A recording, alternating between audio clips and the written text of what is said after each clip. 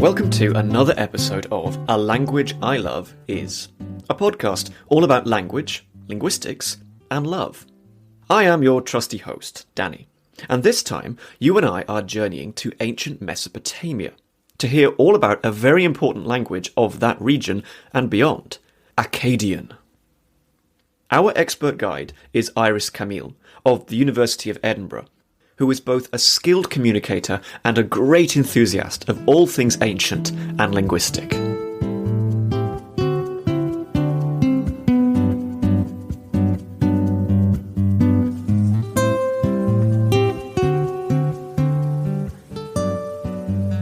Okay, I am once again recruiting a friend of mine to give up a lot of their free time and come talk to me about a language that they are very passionate about. Not only very passionate, but also a great expert in this language, so I think we're all in for a treat. Last time, we were in the chilly lowlands of Scotland. This time, we're travelling many thousands of miles to Mesopotamia. And we're actually also travelling back in time because, well, we're going to learn about an extinct language, a language that is historical. I'm currently talking to Iris Kamil. Iris is a PhD student at the University of Edinburgh, like me, formerly of the University of Vienna, and she is both a linguist and an Assyriologist. Iris, please tell me, and everyone listening, what is a language that you love? First of all, thank you very much, Danny, for having me. A language that I love is Akkadian. Akkadian with two Ks, I should also say, not with two Cs. That is a different type of Akkadian. Mm-hmm. Exactly, yes. So that's a very, very helpful point right from the start off as well. We're not talking about Canadian French. This is, Canadian French is still hale and hearty. This is a language that is, unfortunately now resigned to the past. This is Akkadian with two Ks. Now, I've mentioned Mesopotamia. And Akkadian is a language in Mesopotamia. It went far beyond that region of the world. But I think first and foremost, let's get a sense of time. When was this language spoken? When are our earliest records? And when are our final records for Akkadian? So, determining when Akkadian was first attested, it's a little bit hard because our first attestations of it are really restricted to personal names that we find.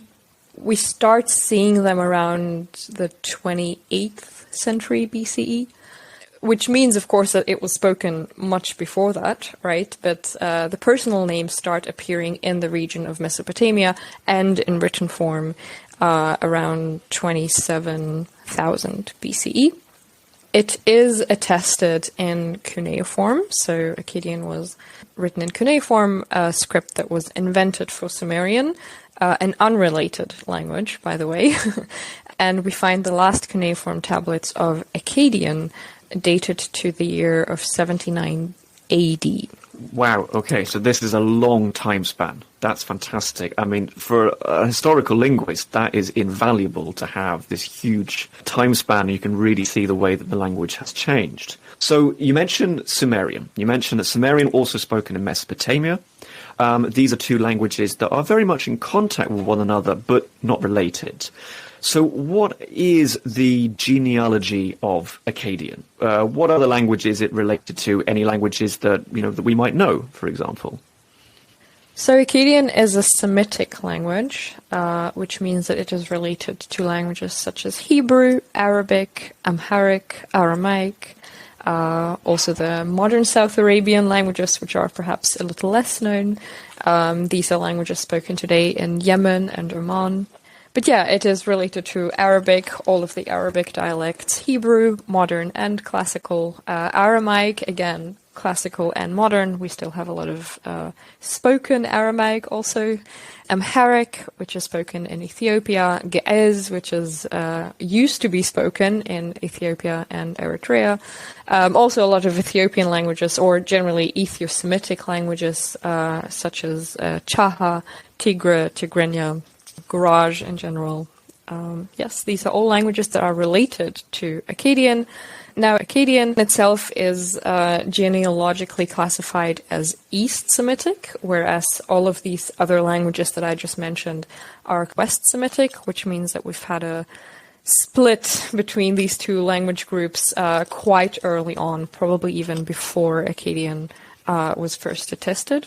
But we can still see lots of similarities between them, especially in terms of vocabulary and also basic grammatical structures in the language, specifically looking at the verbs. Okay, very good. Yes, so very much is a recognizably Semitic language, Akkadian.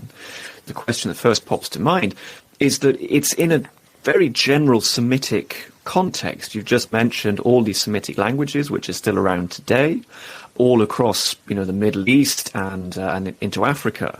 But there's no Akkadian. So what happened to Akkadian? Where did it go? It died out, yeah. It died out probably, specialists also fight about that. I would say that Akkadian died out about somewhere between 400 and 200 BCE, probably around 300 BCE. So it was actually written for several centuries after it had already died out in favor of Aramaic, which took over the region as the lingua franca and also eventually also the common language that was spoken in Mesopotamia. There are claims to modern descendants of Akkadian, many different languages, not many, but a few different languages claim to be descendants, but I do not know that the Semiticists or linguists would formally agree or would be very certain to agree that any of these languages are in fact descendants of Akkadian. Okay, understood. So that's helpful. So I suppose then the next question to ask would be, who is speaking it back in those days? I mean, is there a particular people, culture that's associated with it? You mentioned a lingua franca. That says to me that Akkadian is going far beyond one particular culture or group. So if we wind back the clock across that broad span, what kind of people are speaking Akkadian? The people who brought Akkadian to Mesopotamia would be the Akkadians originally, a Semitic people. We do not know much about them, however. We know that in general, most groups, at least the Semitic groups that entered the picture of Mesopotamia, they always tended to come from the West. But where exactly from the West, or when they started to come from at what point from the West, we never really know. Once they had brought Akkadian, of course, a new people entering a new geopolitical region, it took a while until they really caught foot, if you can say that in English, in the region. It took a while until they built up prestige and ended up in prestigious positions. This is also one of the first Semitic names that we have on record, Pu Abi, which might be more well known among non-specialists. She was the first known Semitic, princess with a Semitic name, attested around 2700 BCE. But from there, once the Akkadians had built up a certain degree of social prestige, that's when they started to export Akkadian. So it became the most commonly spoken language in Mesopotamia, driving out Sumerian. And then with the expansion of Babylonia, it spanned out to the Levant, for example. It spanned out to the Hurrian regions. And we have a lot of dialects that are called Canaanite Akkadian or Hurro Akkadian. And these were all varieties that were attested until about 1000 BCE, even a little bit later with the Assyrian expansions that also went to the Levant. Amazing. Absolutely amazing. Okay, thank you for that. It's a good overview. I am just staggered by the fact that we have a personal name from that long ago, that we have a personal name and therefore a person that we can presume to have existed, this princess. And I think that is perhaps one of the joys of working with Akkadian. I've seen this in what you do and how enthusiastically you talk about it. We have a fantastic amount of sources for this language, from across that time span that you mentioned.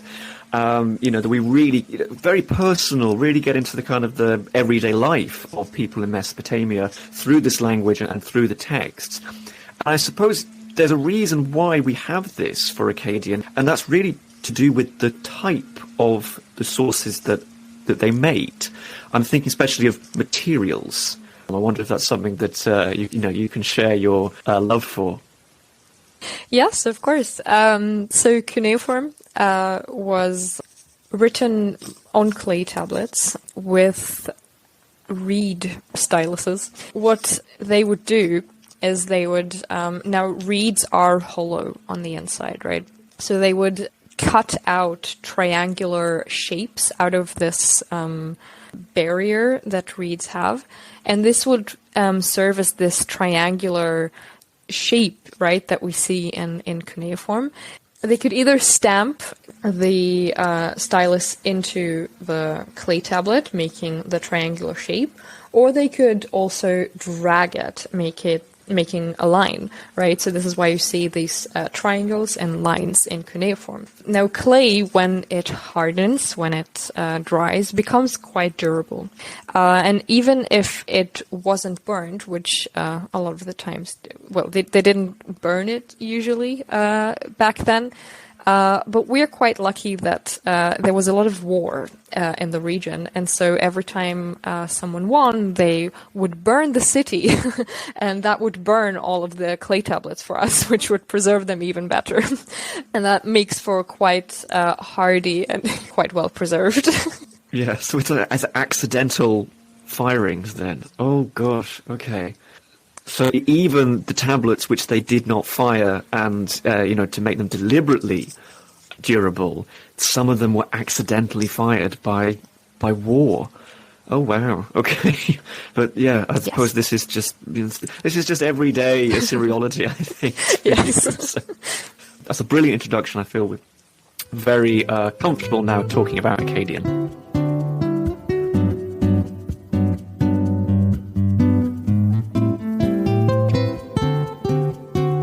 Right, we are now in an excellent position vis-à-vis Akkadian. We've got a good sense of this language, where it was spoken, what happened to it, who spoke it, what its relationship was to other languages. So that's a really good crash course in this awesome ancient language. Now it's time to, hear a bit more about you, Iris, and your relationship to Akkadian. As far as I know, Akkadian is your main focus as a language. It's something that you are currently working on. So what's the story of you and this language? How did you come to study Akkadian? What was your sort of academic route? And what are you working on at the moment? So tell us all. I first stumbled onto Akkadian in my undergraduate degree. I did it in linguistics, mostly theoretical linguistics at the time. But the University of Vienna requires you to do a set of minors while you study your major. And they can usually be made up of little blocks of minors. And one of the blocks that you could do was history, which I always really, really enjoyed. And so when I started history, I thought, well, I'll start at the very beginning with ancient history. And the professor there spoke about Mesopotamia and ancient Israel for about 2 to 3 weeks. And then moved on to Greece and Rome, which is all very interesting in its own right, but I've already studied that at school to great detail, and I realized that I had never actually learned anything about Mesopotamia. And so the next semester, I actually saw that you could study the ancient languages that were spoken there at the time, namely Akkadian and Sumerian. And the second I saw that, I signed up for it. I loved it from the very beginning. I actually spent all summer before even starting the course looking at ancient cities and coming up with etymologies that in the end none of them were right.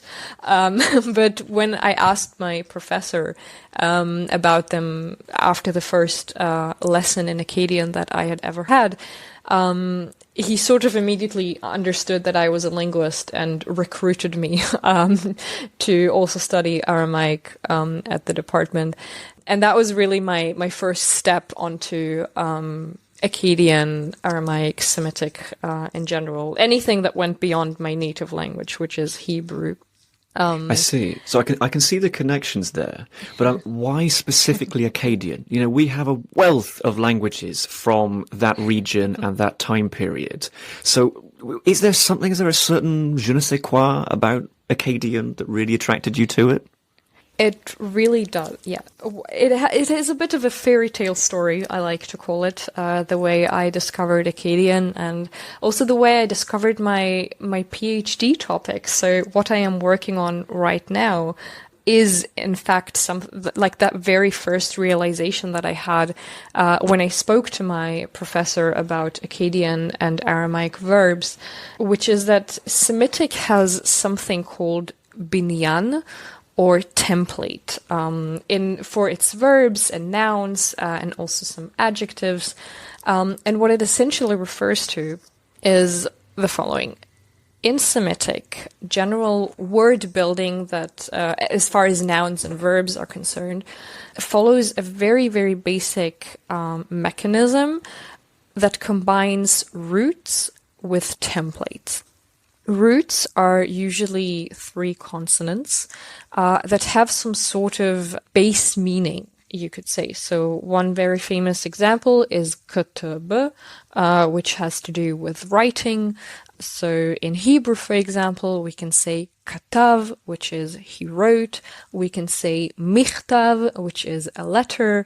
We can say chtiv, which is script. And so you can see all of these words, they always have k to b or h to b, and it always refers to something that is related to writing. And this very basic word building mechanism is something that we have across Semitic, and the templates that we have. So a template is basically just the pattern in which we insert these consonants, right? These templates, they can differ across Semitic, but what is the same in Semitic is that they all have them. And further, they would all have sort of a basic set of templates. So they will all have something that we call template patterns, or something that I refer to as template patterns. So we have basically we call them simple, intensive, and causative template patterns. So we can turn most, not all, but most verbal roots into simple template, which is usually just a reflection. It's just a verb that would denote the basic meaning of a root. We can also form an intensive, in which case we would usually double the middle consonant. So remember, roots usually have 3 consonants, and we would have something like k, t, t, b, something like that.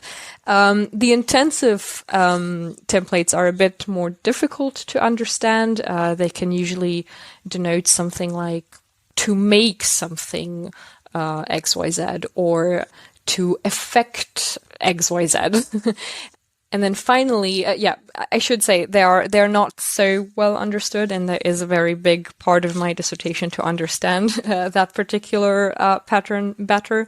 But yeah, we also finally have the causative template pattern, which usually, but not always, will denote some sort of meaning of to make XYZ, to affect XYZ. It is sometimes similar to the intensive, but not always. And this is just something that we find in all Semitic languages. And one thing that really fascinated me about Akkadian was that it did that too.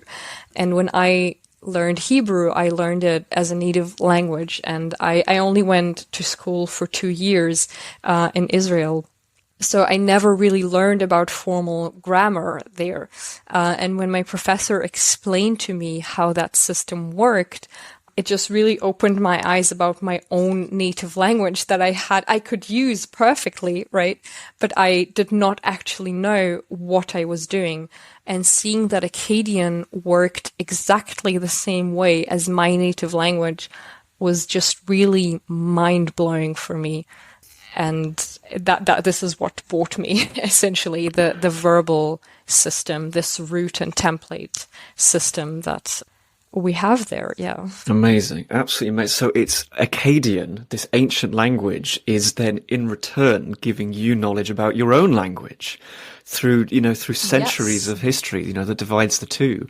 And essentially, I'm a historical linguist. I think it's safe to presume these different Semitic languages have these features because these features are very, very old.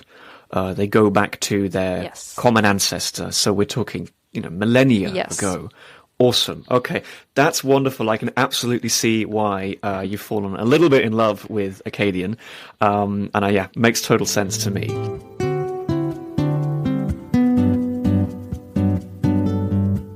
You've given us a great example of some features of the language, some grammatical features that you are working on at the moment. Aside from those, what is something that you love about Akkadian? It could be anything. It doesn't have to be grammatical. Just tell us something that you just think, this is awesome. I'm glad I'm studying this, and I think other people should study it too. I mean, of course, the grammar, I could speak for ages and hours about the grammar and all the features that I love. But I think one thing, perhaps non-related to the grammar, is the corpus of Akkadian. It's just phenomenal to see how... So I work predominantly on letters, personal letters from the corpus of Mari, which was an ancient city now situated in modern-day Syria. And to see how people almost 4,000 years ago tended to have the exact same problems that we have today, to see how parents interacted with their children. So one of a very famous correspondence is between Shamshiadu, the king of Upper Mesopotamia, with his younger son, Yasmahadu, who was the real definition of a good-for-nothing. Is just absolutely hilarious. It is hilarious. It is amazing. I love it so much. We see so many issues such as bilingual upbringing, or, just sons being lazy and undutiful to their parents, sons just lying around in the harem all day while the older brother is out there fighting in the war, being quote unquote a real man. And that is a real passage that we find in the letters. It's just amazing to see how some discourses have just really not changed much over almost 4,000 years. Akkadian in general is just so worth studying for the texts that we see and for all the attitudes that people used to have back then. It's amazing. Every historical language, we're so bound to texts, but it definitely makes the day job so much more fun when the texts are so enjoyable and so relatable. As you said, we are separated by thousands of years to these people, but it's all so familiar to us, the problems they're having.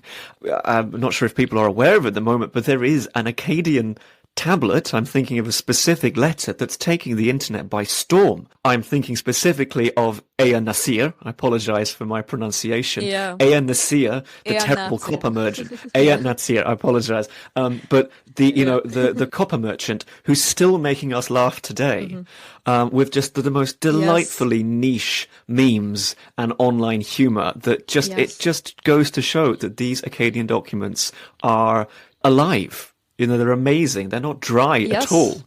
Absolutely. And with Ea Nasir, unfortunately, only that one tablet is so popular, but we have found an entire archive, basically his archive, filled with complaints sent to him, but also some of the replies actually that he sent to his angry customers. The whole corpus is so enjoyable. Yes. We actually have the responses. Yes, we do.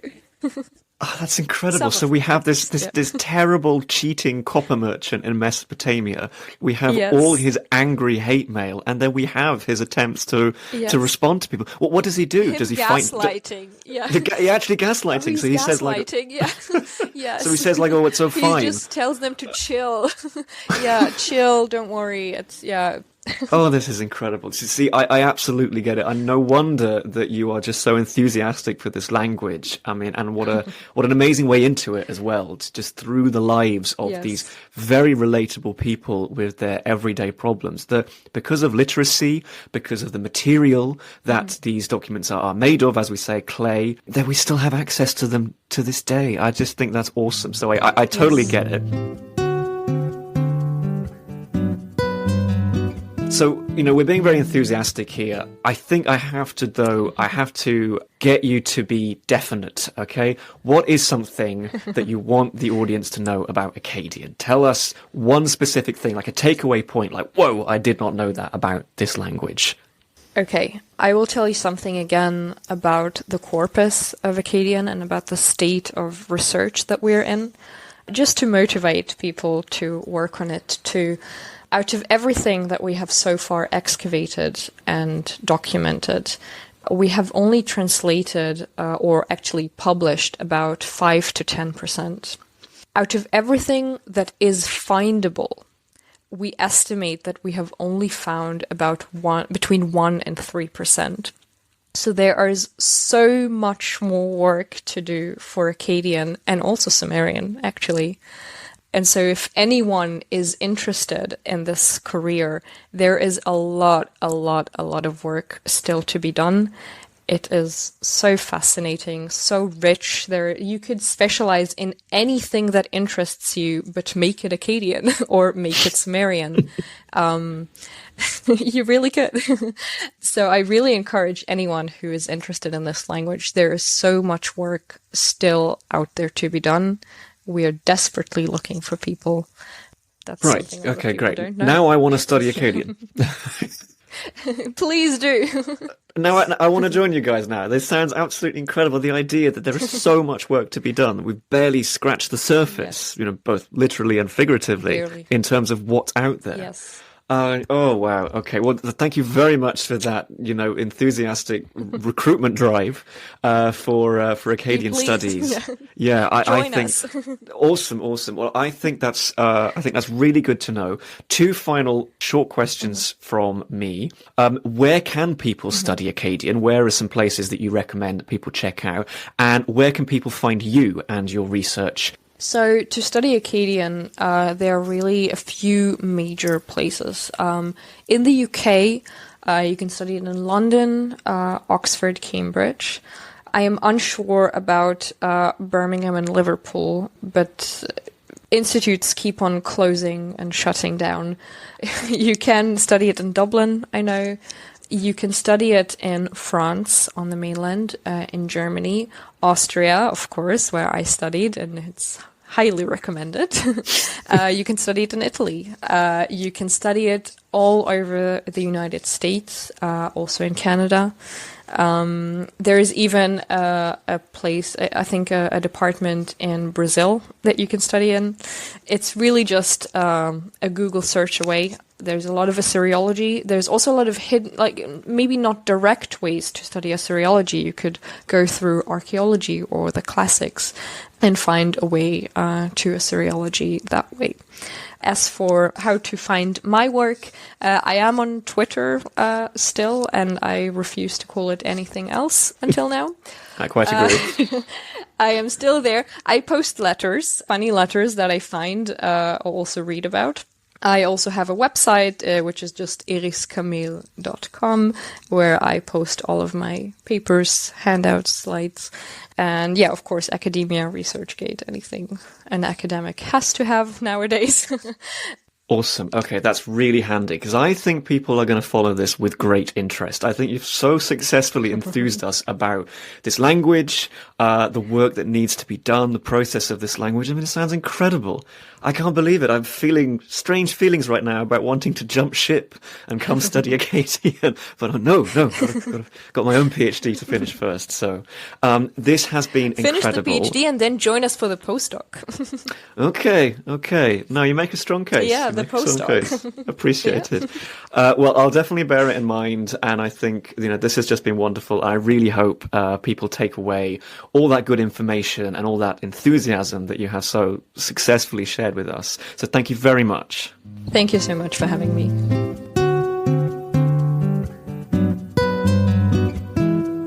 Now, we have a couple of minutes remaining for Danny's Fun Facts, which is my space to share an easily digestible morsel of linguistic knowledge. Today, I want to talk about Old English, the historical stage of the English language. Our sources show that Old English often contracted two words together, especially with the negative element ne, meaning not. For instance, ne ich, meaning not I, could be contracted into the single word nich. Ich ne eum, meaning I am not, could be ich neum. And ne willen, to not want, could be simply nulen. There's a trace of this old contraction today in modern English, willy-nilly. Literally, want I, not want I, or, a bit better, whether I want to or don't want to. That's it for this episode. Speak soon.